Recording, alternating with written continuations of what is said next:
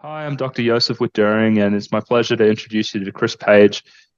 He's been on my social media before, kind of talking about his work coaching. He's trained as an LCSW, but I guess within this community, he's kind of known as one of the best coaches for protracted withdrawal injury. He's been doing this for quite some time, and he's developed a framework which he's going to tell us about. This is kind of how Chris thinks about helping people who are going through protracted withdrawal. And, it's a delight to have him here. I'm going to turn it over to you, Chris, and let you kind of introduce your framework. Great. Again, Yeah. thank you. It's such a pleasure, and I'm really excited to be able to get this message out to as many people as possible. Anybody that knows me or knows of me knows that the thing that I believe more than anything is giving people hope. Hope that they can get better from this, hope that they can recover and heal from this and resume a meaningful, productive, and beautiful life. And so, in that framework of hope, I've created kind of a mnemonic, an acronym in a sense, to kind of break down some of the core principles and beliefs that I have about recovering from an iatrogenic injury, recovering from akathisia, recovering from any kind of medication injury. And so in the H.O.P.E, the H is hopeful and here. And we're going to talk about the H and the O today. The O being optimism and outlook. And we'll do another one on the P and the E, which is persistence and patience and endurance. And then the final payoff, which is the ecstasy that we get when we recover from this type of an injury. But to focus on the H first today, I think a lot of what I talk about is based on Stoicism. Mhm. A Greek philosophy, really around rational thinking, which I know can be extremely hard when you're going through this experience. But, I think Stoicism and then two specific individuals, Viktor Frankl, who was a Viennese psychiatrist that was captured by the Nazis and spent a few years in Auschwitz and survived to tell his story and created an amazing book called Man's Search for Meaning, and has an enormous amount of quotes that I think apply to this journey. And then the second person that I will reference a fair amount is a gentleman named Admiral Stockdale, who was the longest prisoner of war during the Vietnamese War in the Hanoi Hilton. And, he created something, or people have actually taken his words and created something called the Stockdale paradox, which is this idea of a dual focus, of never losing focus on the fact that you can survive this, but at the same time dealing with the day-to-day horrible reality of this journey. But maybe let's start with Stoicism, just a quick overview before I jump Mhm. into the H. And Stoicism is based on four virtues, which are wisdom, courage, temperance, and justice. And I think those are things that all of us can kind of use as general guidelines as we're struggling to get through an iatrogenic injury, which I know can be so overwhelming because you feel disbelieved, you feel isolated, you often lose social support because nobody seems to really understand this process, especially in the medical profession. And the first part of those virtues, being wisdom, is kind of the idea of knowing what you can control and what you can't control and accepting those differences. It's very similar to what I would say is the serenity prayer that a lot of people know from like 12-step programs, or just the serenity prayer is something I think that applies to a host of situations. And that's just, the idea that I know what I can influence, I know what I can't influence, and then I have the wisdom to know the difference and the wisdom to Mhm. know where I fit in that. And I think that's a huge part of this is trying to figure out where I do have maybe even a small amount of influence and where I just have to kind of almost radically accept what's happening. And I think that's another core part of this is radical acceptance. The idea again that it doesn't mean that I'm okay with what I'm experiencing. It doesn't mean that I approve in any way of what I'm experiencing. It just means I'm no longer fighting the current reality of my situation. And I'll speak a little bit more about how I incorporated radical acceptance into hope and staying in the present. The second virtue of Stoicism is courage, and courage is an essential part of this journey for everybody. This is, I would argue, the hardest thing that most people will ever have to endure in their life. And it's the courage required.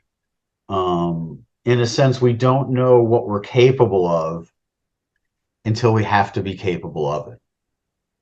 And I think that's kind of a guiding principle is I never knew how strong I was until I had to be strong. And I think it was the courage that I showed, to act with a brave, kind of temperament, despite my fear, despite how overwhelmed I was, despite the reality of the situation, that I was losing everything, that I couldn't fight back, that I couldn't somehow will my way through this. I just had to accept that these fears and anxieties were going to persist until I healed or recovered, but I could accept that this is where I was. I think I referenced in our other interview a rip current. The idea again that the best way to survive a rip current is to relax, to let go of the fight, and you bob to the surface. When you fight the rip current, you drown. And I think in many ways, while it's not going to change your symptoms per se, it's the ability to frame things in a way that you're not at least fighting the concept of what you're fighting. You're fighting the symptoms on a daily basis, but you're not fighting the concept of the journey. You're not fighting the fact that you have to really let go maybe of some past beliefs about things and past paradigms just to give yourself the perspective and the framework to get through this. And that kind of fits in with the next of the virtues, which is temperance, which is the idea of self-control, of acting moderately. Again, when you're in that frantic distress state, it's very easy to be catastrophizing. It's very easy to envision a future that never is going to be better. But as best as we can temper that and moderate it and say to ourselves, I can do this, or while it is the worst thing I'm experiencing, I can still handle this somehow. And to try to keep our highs and lows as best as we can. Again, this is all framework. And I know the day to day and the moment to moment is excruciating and overwhelming often. But again, it's the ability to the best of my ability to have some kind of moderate view that it's not the end of the world, that I can get through this, that I can persist and survive. And then the last is this idea of justice. But what it really means is justice for ourselves. Clearly, we would like some justice when we recover. I get that. And maybe, a thing that people can envision in that justice framework is maybe when they do heal, and recover, being able to be an advocate in the system, being somebody that writes about their experience, somebody that speaks about their experience, somebody that volunteers for a nonprofit that's doing work in this arena. But I think as the journey unfolds, the real key is self-compassion, the ability to love myself when I feel so unlovable, to be able to love myself when I feel so disconnected from myself, because again, love is the foundation of really everything. It's kind of what defines who we are. And it's that self-love, even if it's 1%, giving myself the grace and the compassion that I deserve because I'm enduring something that is so, so challenging. Mm-hmm. And again, it's the ability to maintain, some semblance of purpose and envisioning a future without this in a compassionate way. Yeah, I really like a lot of the things that you were saying there. I mean, one thing that I'm going to pull on, which I think is, that interesting analogy of, not fighting the rip current, because it's so easy, almost to make things worse through your panic. And let's try and think about some of the things that happen. I guess when you're panicked and you're not having acceptance. I mean, one of the things may be, in desperation, you end up, reaching for other substances. Yeah, I mean, you may end up on multiple different, medications and things like that at high doses, which could make things worse because there isn't that, I guess, well, maybe you don't have the wisdom yet to understand, okay, I have I have a withdrawal injury right now, and it's okay, and I'm going to recover. I mean, if you don't know that and you're just in this panic state, you can end up in bad places. I guess detox type facilities. You could also end up on all these kind of medications, and that's you kind of fighting against the rip current. Whereas if you just kind of let it take you, sometimes just the anxiety, the knowing what's going on and knowing that it has a time course, that can lessen your symptoms. Because when you're fighting something and you're really anxious, it amplifies things. I mean, I think that's just such a relevant point. And I think also I've joked, before, if fighting the symptoms would work, I would have recovered a long time ago. Yeah. Because it's natural to fight something so distressing, so frantic, and inducing, so scary, so overwhelming. But at the same time, it's not productive. It doesn't lead to any, it doesn't make the journey any easier. And I think that's what we're all trying to find, is ways to make this incredibly challenging journey any easier. And I think, some of that really comes, fits in with what I'm going to talk about with Outlook. But sure. Okay. In my mnemonic of hope for H, I have two words: hopeful and here. And first, what's hope? Hope is an expectation of the future and a desire and a belief that something can happen in the future. So again, there's that we have to have hope that this is going to get better. It has to be an unflappable, a core, indisputable fact that I am going to get better from this. Will I 100% heal? I don't know. Will you heal enough that your life is well worth living and recover enough that your life is well worth living? Yes. That I can say pretty much as a guarantee from what I have seen, is that people recover at least to a point that their life is completely worth living and enjoyable and functional. And I think that's what's so important, the idea that you can go from hopeless to hopeful. And it's, again, a testament to the human potential, the human will to live inside of us that we all have. We all want desperately to feel better. And we want to turn this personal tragedy into a triumph. I think that's another part of the hope, is that I can envision a future where I've taken this tragedy, and it is a tragedy for many of us, but we turn it into something productive. Look at what I've done. I have taken my own personal tragedy and I've created a coaching business where I help a host of people every week, giving them hope and support. And I've also created a research institute to figure out if there are ways we can actually give people tangible, options. That to me is what we should all be focusing on in our future-oriented fantasies. Is how am I going to take this experience and integrate it into becoming who I become? As my girlfriend once said to me, one of the first nights we ever, met each other, she said, "You're the most grateful person I've ever met in my life." And of course I have to be grateful. I'm sitting. First off, I can sit calmly. I get to talk to you. I get to, share ideas. I get to help people. I get to be productive. I get to live a life. How can I not be grateful for that? So we have to incorporate even gratitude of, for some of us that are suffering, maybe you have social support. Maybe your family does understand and they're helping. Try to be grateful for that, even though it's not going to change the symptoms per se, but it can at least make the journey a little bit easier, possibly. So again, that hope, that future-oriented, expectation. And one of my favorite quotes is, from Admiral Stockdale, and it's just the idea that he says, "I never lost faith in the end of the story. I never doubted not only that I would get out." For him, it was getting out of the prison camp. For us, it's getting out of this iatrogenic injury, but also that I would prevail in the end.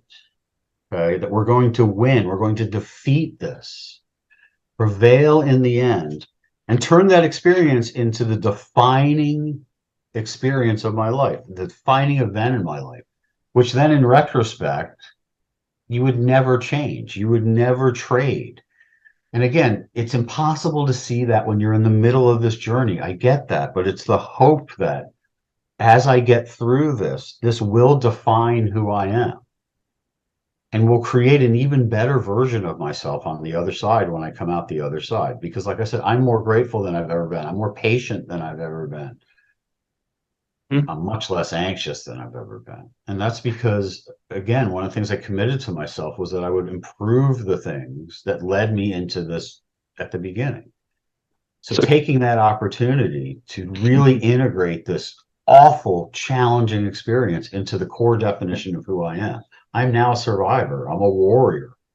I'm somebody that looks at myself, in a very positive light because of what I've survived. And you'll be able to do the same thing as you heal from this. But and again, think Chris, of what he said. I never lost faith of the story. The story being the end of the story is going to be a good ending. I'm writing an ending to the story that I want, and I'm not doubting that I can achieve it. so let me ask you this. Let's let I want to bring it back to kind of what it would look like working with you. You know, someone comes in, they're highly anxious and they're suicidal. When you're trying to teach them hope, is it educating about the course of recovery? Is it generating things that they should focus on and be grateful for? How do you what does that look like, kind of in your first couple sessions when you're saying, how do I build up hope in this person? I think a lot of it really depends on the individual client, but I think, Hmm. theoretically, I give them an analogy, which is you're in a dark cave and I'm a miner and I've got a helmet on that's got a light.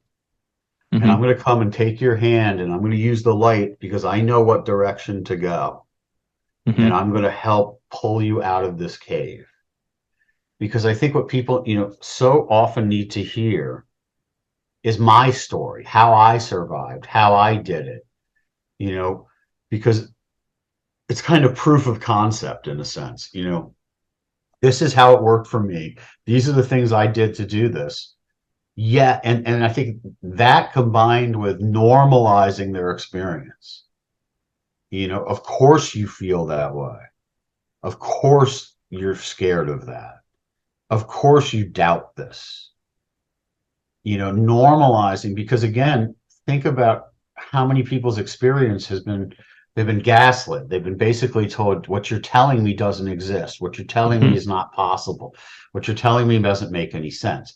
And to give somebody that validation and give somebody that, acknowledgement that I think another term I used last time was abnormalizing things, which is taking abnormal experiences and normalizing them, because that's what this experience is for many of us. Is it's so outside the realm of normal human experience that if we don't, in a sense, abnormalize and normalize it makes it even more scary and overwhelming because it seems so outside of the realm of normal human experience. Yeah. But by saying to myself, that's one of the gifts I gave myself was, all right, I'm pacing 8 hours today. I'm frantic. I can't stand it for another second, but this is a normal day. Yeah. This is a No, normal part of this journey. and one thing I notice when people come, I guess, to my practice, and no, tangentially, I kind of have become a coach because, in my practice at the moment, it's just my wife and I, so we kind of do everything.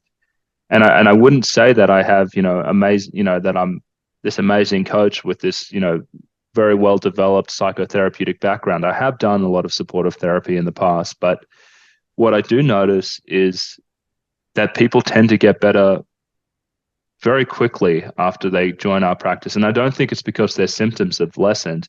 I think it's because their panic has lessened. They've Yes. been able to sit down with someone for, 2 hours usually, who has normalized their experience, who has been able to kind of let them know that they are not alone and that it's fine.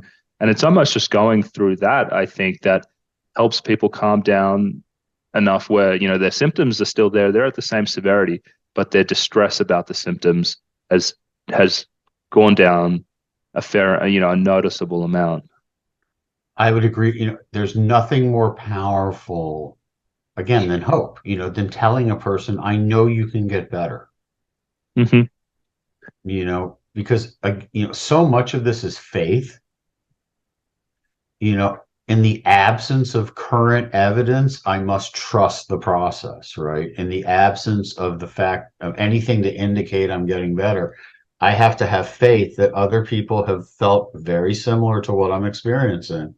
And they've kind of, in a sense, blazed a trail ahead of me that I will walk Hmm. as I walk out of this. And as somebody that was pacing 12 hours a day, I did a lot of walking Yeah. and, and a lot of walking out of it, and I think that kind of fits in with the next H, which is here. Hmm. This idea again, what does here mean? It means in or at or in this place or position where I am right now. And one of the only ways I survived this, because I knew that the support medicines they gave me in the detox were going to take years to taper. I knew that this was going to be a long, drawn out journey. And if I'd focused on that, I probably would have, not made it. I would have given up because it would have just felt too overwhelming. Again, it's the idea of how do you eat an elephant one bite at a time? You can't Hmm. eat the whole elephant. And so this idea of here was I had to learn to stay in the present moment to the best of my ability. I had to learn to say things to myself like, this is not forever. This is not forever. Okay. But at the same time, say to myself, I can't deal with that today. I can't worry about that today. I can't focus on that today. I only have to focus on getting through today. And another one of the little tricks I gave myself is I won't harm myself today. And even though that was tenuous at times, very tenuous at times, I still stuck to that belief somehow that if I just can, not harm myself today, then I automatically get to the next day.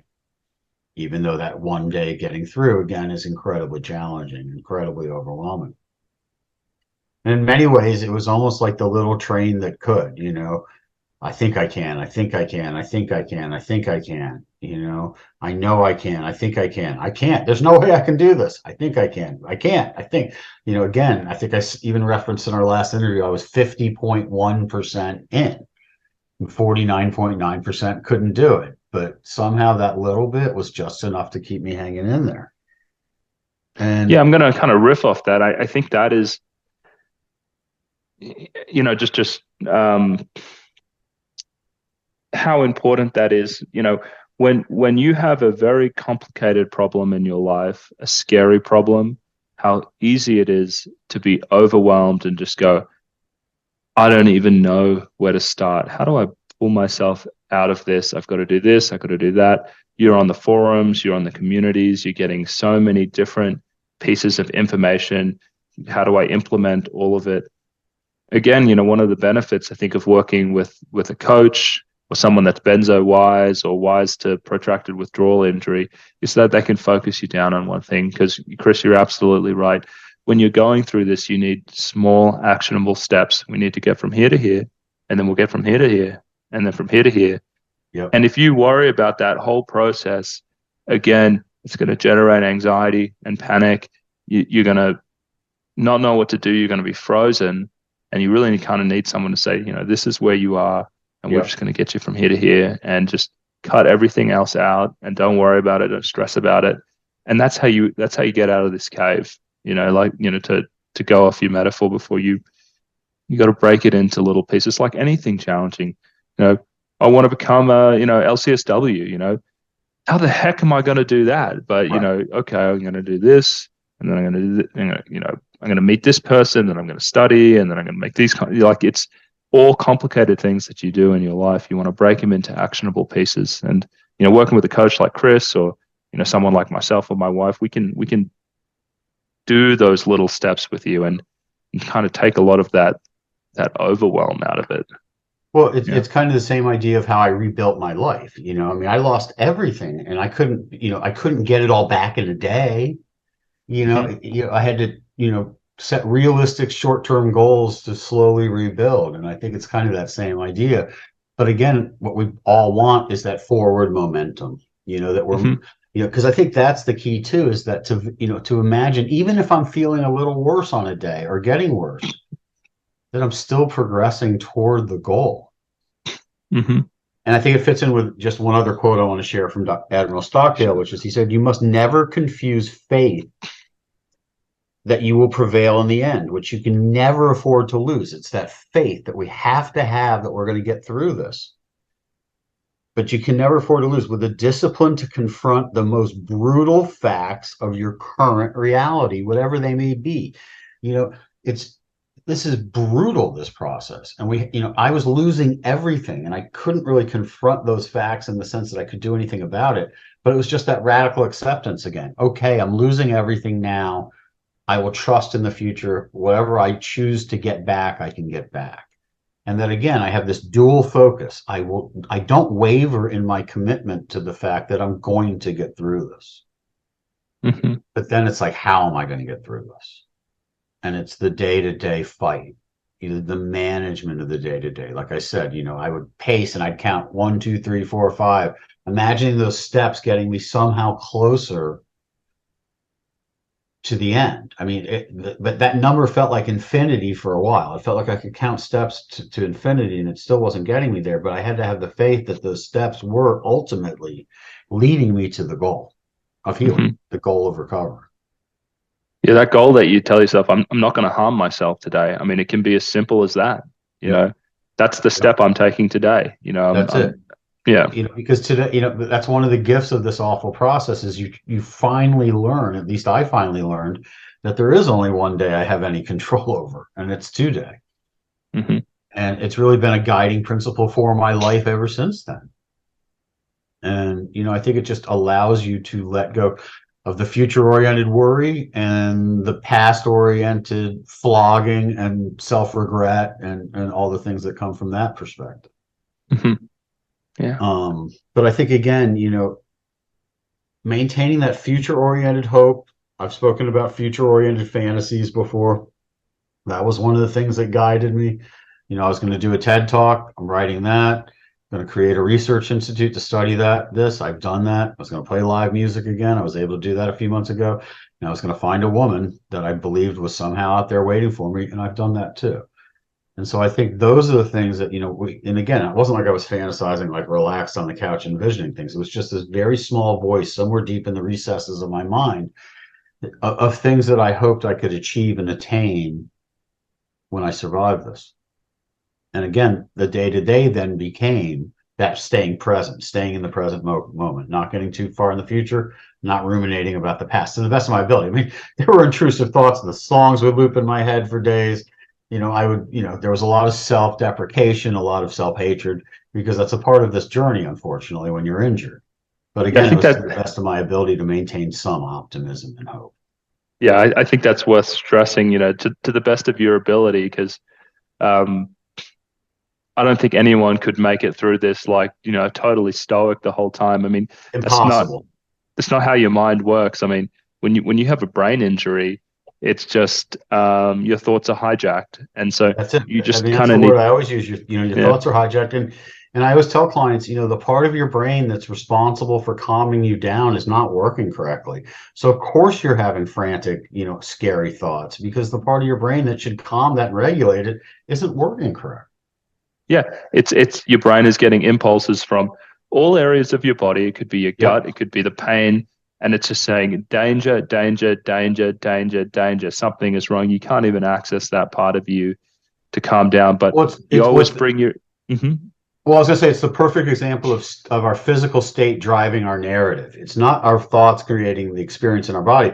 It's the turbulent experience in our body then creating the thoughts. It's as Mhm. though our brain is trying to make sense of what's occurring in our body. So it's coming up with all these frantic, scary, catastrophic, horrible thoughts. It must be another illness. Oh my God, I'm dying from cancer. Oh my God, it can't just be from the meds. Oh my God, I'm never going to get better. I can't feel, I mean, it's really that reverse engineered kind of our brain interpreting the storm that's occurring in our body. Mhm. Yeah, and I mean, this is one of the most. I don't know. To me, I think that's the most. Something that's really important. I think to share with family members as well, because oftentimes they just feel powerless when their loved one is in this catastrophic pit, and the thoughts are going all over the place, and they go, I don't know what to do, and I'm just saying, I tell them, I go, you're not really being rational right now. They're having a problem. Just go and provide them reassurance. Don't worry about That's it. getting into the weeds with the thought. If they're comfortable being touched, rub their back. It's okay. I'm here with you. We're going to get through it. And it's just that you just want to be with them and offer support while the physical thing that's happening in their body just works its way out. That's it. I tell the family, don't stress yourself out about, I need this answer, I need to do this, and I need to like engage with all of it. It's just be there, you know? Well, I think a good example of that comes from even the idea of relationship polarity, masculine and feminine energy. And I look at really the family's job is the client or the person suffering is like a pearl, and then the family's like the clamshell, and they need to protect the pearl from the outside world and everything and keep the pearl safe so the pearl can heal and recover. And Mm-hmm. by creating that kind of shell, in a sense of containment, of protection, it really, I think, is the best strategy, because it's not about solving anything for the person. It's about holding them in a container, a cocoon, in a sense, and shielding them from the things they can't handle right now, and protecting them and giving them a safe place, in a sense, emotionally, physically, spiritually, everything, to go on this journey and recover at the pace that their nervous system and body will allow. Totally. Um, and sometimes the anxiety from the family can be damaging because a lot of people, their response to anxiety is to go, what do the experts say, and then drag you along to like a detox or maybe to a psychiatrist that's not Yep. kind of wise to it, and then they latch onto that. They're lost and confused and scared, and they go, you just need to take this antidepressant to deal with the symptoms that you're having at the moment, and it can make things worse, if the family member is not educated about what's going on, and their panic pushes them into a system that's not really able to help a lot of people. Well, it's Yeah. it's something that I've kind of created that I call the cycle of suicide, which is what happens is if somebody gets iatrogenically injured, they're desperate for help. They go to doctors. Doctors don't understand the problem. The doctors then give misinformation from not a bad perspective, but just because they don't understand the problem. The family then aligns with the medical professional. The person in desperation, almost like a Stockholm syndrome way, says, okay, I'll take it just to show you that I want to get better, or that I'm listening. And then they take something and they get worse. And then the family gets even more frustrated and gaslights the patient, saying the doctor said this isn't possible, and then you get that fracture in the social support. And then the person in desperation maybe does one last intervention to try to improve their symptoms. They get worse, and then they end their life because they feel they're trapped. Mm, that's powerful. Yeah.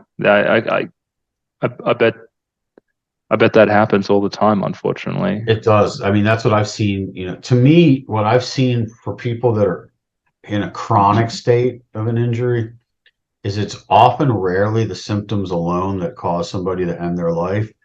It's usually a fracture in social support or a life change. They lose their home, or something dramatic, that they're already at a very, very fragile place because of the symptoms, and it's that social support fracture that pushes them over. And It's really that's a big powerful. work I want to Yeah. do, keeping that clamshell intact, because by keeping the clamshell intact, the family then can provide, the very thing that the person needs, which is love and support and safety and basic needs being met. And again, the dilemma, I think, is oftentimes misinformed medical professionals conceptualize this injury from an addiction perspective, and then the family is kind of tricked into that antithetical belief that if you help somebody, you're enabling, and you're permitting bad behavior, you're reinforcing bad behavior, when really what they're doing is they're enabling the person to survive. And that's Hmm. really how I think if we could conceptualize it that way differently, as instead of enabling being a negative thing, enabling being a very positive thing, because it's enabling the person to have the resources and the basic needs met that they need to get through this journey. Yeah, it's crazy. I mean, that story happens all the time as well, where someone will go to a detox, they'll get rapidly withdrawn, they'll develop protracted withdrawal symptoms, and then they'll say, I want to reinstate because I think I went too fast and I want to try and stabilize my nervous system. And when Yeah. you go in there, that whether it's your family or it's the doctor, oh, you're just you're addicted. You're just trying to get back on your thing, and You're it's drug just seeking. you're drug seeking. It's just a nightmare. Um, that was great. Yeah, I really like your clan metaphor, and the what how you conceptualize the things that really lead to suicide. I think that's just so spot on. Um, optimism, right? So let's jump into optimism. So the Yeah. O in my HOPE acronym and mnemonic is for optimism and outlook. And again, I mentioned Viktor Frankl before, who had survived a Nazi concentration camp. And he created something called tragic optimism, which is, how can I remain optimistic in the face of pain, guilt, and death? How can one say yes to life in spite of everything that's occurring at that moment? How can I, again, back, it's that focus of how do I commit to this? How do I stay optimistic? And so he came up with three things someone can do that are kind of the pillars of tragic optimism. The first is to turn suffering into human achievement and accomplishment. Again, that belief that the suffering I'm enduring has a purpose, has a meaning, has some spiritual, depth to it, that I will take this awful experience and turn it into something positive when I am able, giving me that optimistic view of the future, that I will have some agency. I might not have agency right now, but I will have agency in the future to turn this negative into a positive. Next is deriving from guilt the opportunity to change oneself for the better. I think a lot of people feel guilty in this. They feel guilty that they didn't research the med. They feel guilty that they took the med. They feel guilty that their family and friends are suffering because of their suffering. But also, I think at the core of it is this idea that while this is the most difficult, challenging, awful experience for many of us, it's also an opportunity. In many ways, it was like pouring water into my personal bucket, and I saw where all the holes were and all the water was spraying out. And it was a way for me, as I healed and recovered, to focus on the things that I needed to change in my life and about myself, to give myself the most positive, beautiful future that I deserved from this journey. And so again, I think it's the commitment to, I'm going to get through this. And then the commitment to, I'm going to make myself better as I get through this, and especially when I get through this. And then the last one is deriving from life's transitoriness, an incentive to take responsible action. So again, it's just the incentive that I'm going to get through this, and I'm going to commit to getting through this, and I'm going to commit to surviving this. Because people always say, I want to end my life because it'll get me relief. Well, ending your life doesn't get you relief. Ending your life gets you an absence of everything. Relief is, I felt this way and now I feel this way. That's relief. It's a contrast. It's a comparison. There's no relief from ending your life. There's just nothingness. And, I just ask everybody to stay in the fight because it is worth it. I'm not minimizing the challenge. I'm not minimizing the difficulty. I'm just saying, as if one human to another human, your life is special and unique. It's yours only. There's only one of you.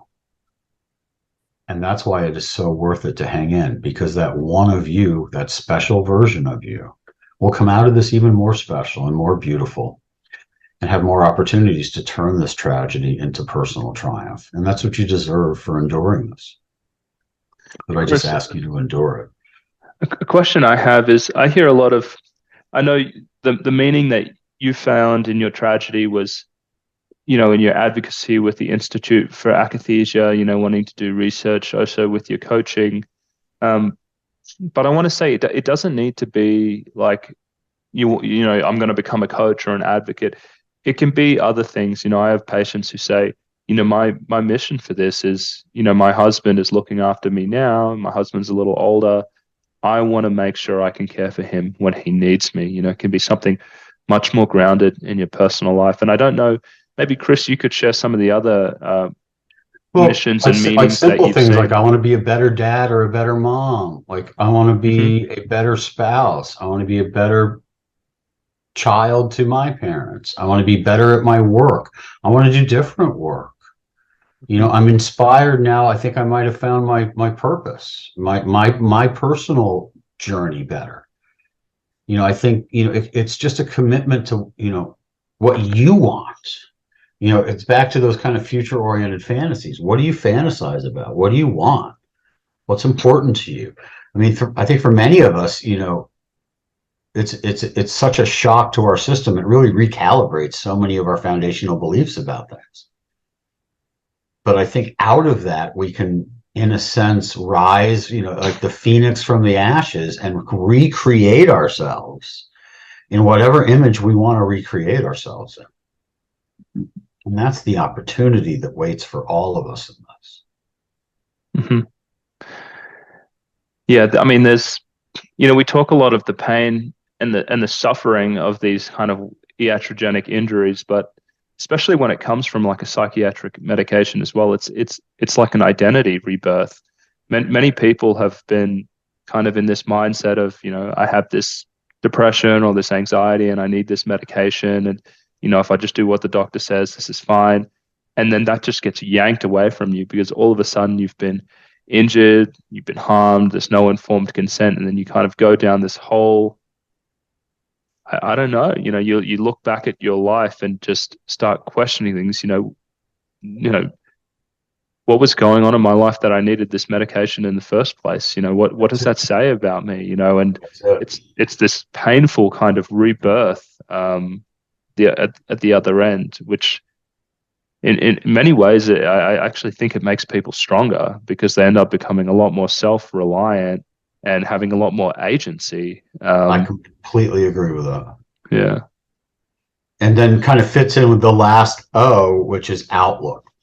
And what's outlook? It's a person's point of view or general attitude towards life. And in this situation, it's my attitude about getting through this. Remember, that duality that Admiral Stockdale talked about. I'm going to get through this. How am I going to get through this? Okay. But I am going to get through this. And Viktor Frankl even talks about the fact that, to choose one's attitude in any given set of circumstances. Think of the circumstances he was in. Almost all of his family got killed at Auschwitz. He probably lived every day wondering when his time was going to come. And it's kind of the same thing with Admiral Stockdale. He didn't know when he was going to get out of the prison or if he was going to get out of the prison.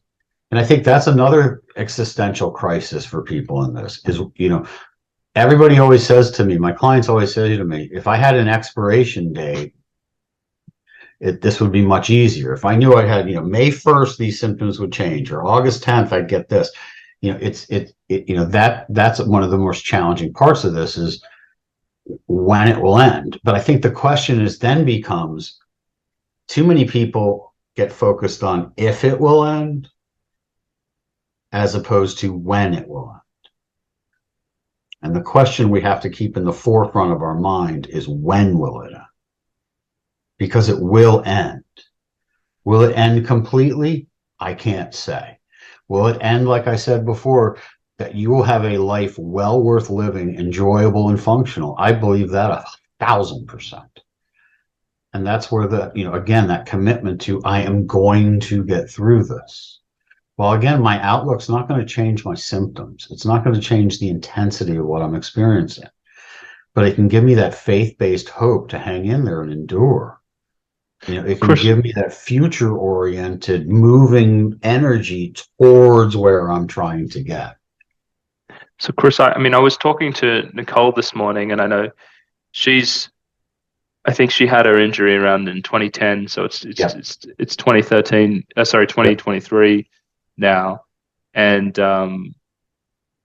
just to give you a sense of, I guess, how long some of these can go if they're really severe. Nicole's a much more severe case, but even now, she's able to do a lot more than she used to, and so for those out there who have injuries that are lasting several years, it does continue to get better. And Chris, maybe you could kind of flag post your journey because you had quite a long injury as well. Yeah, I am, what's today, 23rd? In 3 days, it will be 9 years since the detox. Yeah. And when was I guess, when would you say the suffering got a little easier? When talk me I'd through the say like there darkest. were two phases. There was the Yeah, intense, horrible akathisia phase, which was 3 years. And yeah, then there was the recovering from akathisia. I call it paying the bill, which is yeah, I was so agitated like this for years that when I finally calmed down, I went into a deep fatigue for a year and a half where I was bedbound. I couldn't really do much. That's when I gained 80 pounds. Um, and I've seen that as a common, healing course for a lot of people that have agitation and restlessness as their main, symptomatology is you kind of do the bell curve up until it burns out and calms down, and then you almost do the bell curve down to pay kind of like rest almost for all the time you couldn't rest, kind of pay off the bill in a sense. So I've seen that, over and over repeated with clients. And I think it just makes theoretical sense to me too. But for me, it was like 3 years of intense acute level akathisia, then about a year after that of still extreme agitation and restlessness and cognitive dysfunction and tons of, head symptoms and depression and anxiety and panic. But I wasn't pacing and moving. So that had calmed down, hmm but still highly dysregulated. And then when that finally settled some, it was intense fatigue. Like I said, it was just day after day after day in bed. The smallest tasks would exhaust me. I had um, no ability to focus for any period of time. I could read lots of little blurbs on like Twitter or on Facebook, but I couldn't read a paragraph and retain anything. hmm And then so slowly again, that kind of came back up, and all of a sudden I was able to start, building a practice and building a life again. And I would say now at almost 9 years, I still have residual symptoms, but they don't interfere in my life. And yes, am I cautious about the tapering of the meds I'm on? Extremely. Am I happy that I'm on them? Not for one moment. Do I think they're helping? Not really, except for sleep. These are the same meds I've taken the entire time. So when I was pacing 14 hours a day, they weren't doing anything then.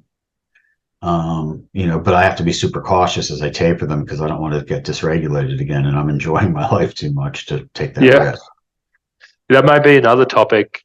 I think is actually to hone in on that. Like, do I need to get off all my meds to heal? I Thing, which think is that's a very important topic because I think there's so much misinformation in the community about that. Everybody thinks if they have a symptom and they're taking a med, it means the med they're tolerant to the med, and that's a lot well. more rare than people think. Well, the other thing is also, when someone has a drug injury, what I notice is that a lot of them develop a type of a PTSD type reaction. Anything that is medication related, like if you have a new symptom or something's going on, Yep. you immediately think it's one of your other meds. And then it can Yep. actually push people to do things that are not safe, like rapidly discontinue other medications. And I'm Which I constantly think is the reminding, number one cause. I think the number one cause of unnecessary suicide, besides social support fractures, are people getting horrific advice in the Facebook groups and rapid tapering drugs and getting catastrophically worse. yeah. So we won't give away too much, but we'll probably put our heads together and we'll come up with a nice topic about that. What you've seen, what I've seen. I think that would be really useful. I do too. Yeah. So, Chris, I think we're getting close to about time. So I want to bring us to some kind of conclusion. Do you have any points which you feel like you haven't made? No, I think just again that remember that thousands of people have come before you with the exact same injury and have gotten better. And but I also tell people this is what people but also this is part of the acceptance is people are always like, I'm going to figure this out, and I'm like, you sound like a lot of my other clients that are looking for a needle in a haystack. Let me save you the trouble. There's no needle. It as things are right now, there's no treatments that we know yet. So it's the acceptance of just that this is a journey that will come to a good resolution, but I have to allow the journey to happen. Mm-hmm. But just know that myself and Dr. Whit Doring and Nicole and other very intelligent people are fighting every day to try to find answers to this, to try to create things that we could discover potential ways to help people that are in the middle of it. We're just not there yet. one step at a time. You've broken it into little steps, and we've got the Akathisia Institute now. So That's it. great. Well, Chris, it was a pleasure to have you again. I think your insights are just so spot on, and I'm looking forward to catching up with you soon to cover P and E, persistence and patience, and endurance and ecstasy, the other part of the framework. So, really looking forward to it. Excellent. It's such a pleasure always, and thanks again for this interview. Okay. All right. Speak soon. Bye-bye.